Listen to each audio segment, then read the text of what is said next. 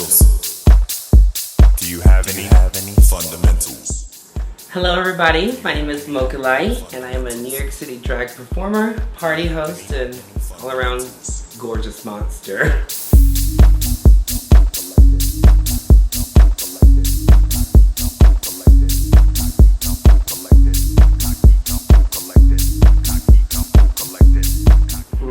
If I could change anything about the entertainment industry, I don't know, I'd probably make it easier.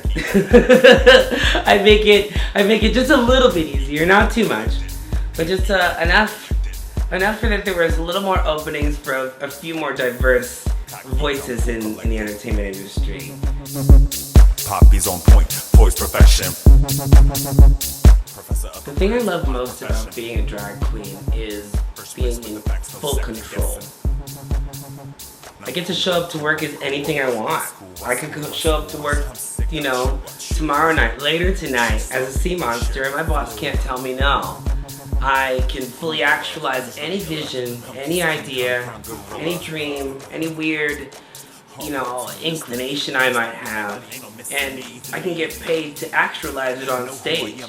Doesn't always work, it doesn't always mean it's good, but I have that option if I want to. There's no casting director, there's no director telling me what I can and cannot, perform and what I can and cannot, portray.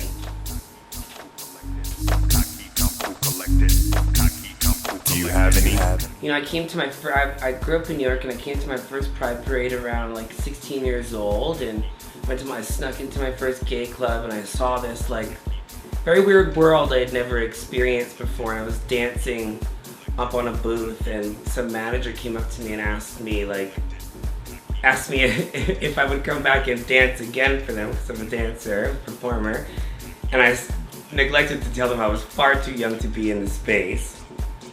But from that moment on, I was always interested in the world of it. When I started to see drag queens, when I started to see artists be in control of their work, it's something that I really gravitated to.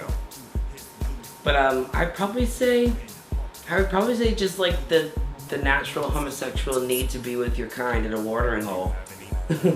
But mine was probably just a little bit more exaggerated. Do you have any fundamentals? Yes, hair, yes, boy. Yes, but yes. Coming out for me was a wild experience. I grew up in a very born-again Christian family. I had some queer friends. At the time I was in middle school, about 7th grade. There was a boy I had a crush on, and a friend of mine, though I hated her for it at the time, she was doing what she thought was a nice favor, and she wrote a love note in my name to him. And I got outed through that letter. Yeah. All of my bitches is bad. All of my bitches is bad. I'd say that calling you fans is reductive. I'd say that calling you fans is almost rude, because I've been doing this quite a long time, and there's quite a few people who have stuck by me through some very weird transitions in my life and periods of my art, and they do more than just praise my work, they help it stand up.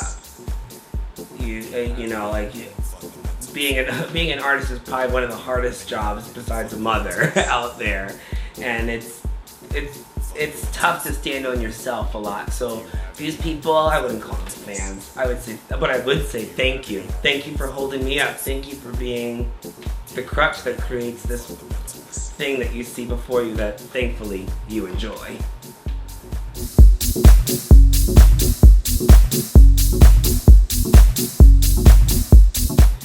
Oh my goodness. If you know anything about drag, it's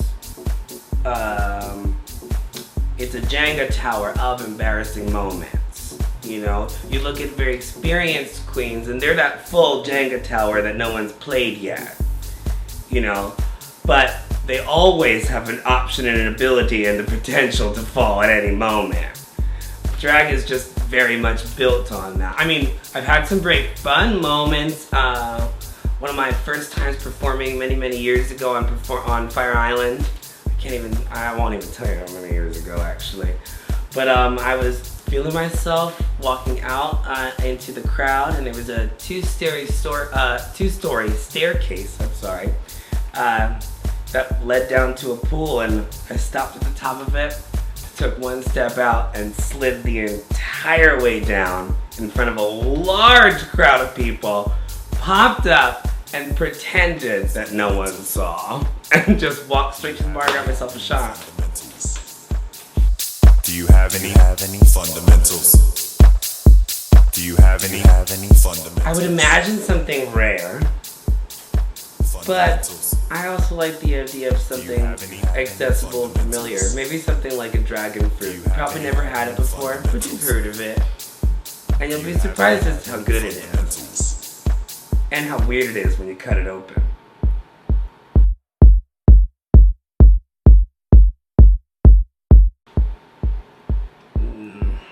Something I should have said a long time ago. No.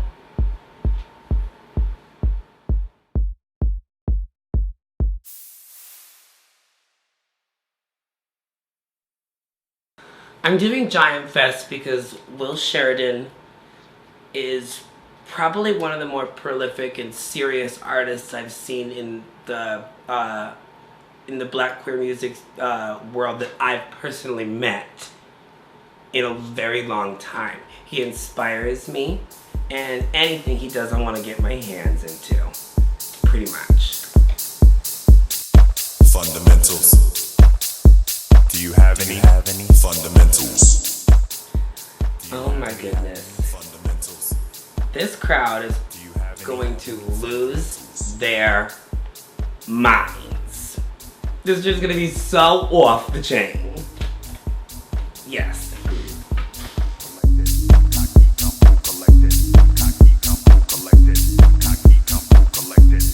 I sure hope Giant Fest, curated by the one and only Will Sheridan, will change how people view queer nightlife festivals and live music by queer people in festivals.